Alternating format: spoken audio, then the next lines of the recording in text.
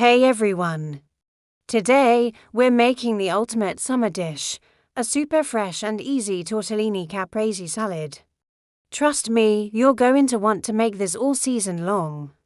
First, grab 2 packages of your favorite cheese tortellini and cook them according to the package directions.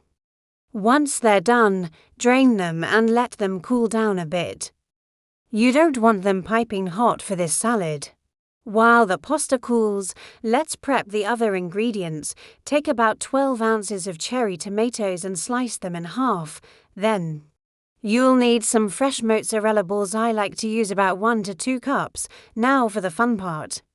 In a large bowl, combine your cooled tortellini, the halved tomatoes, and the mozzarella balls. Drizzle generously with your favorite Italian vinaigrette.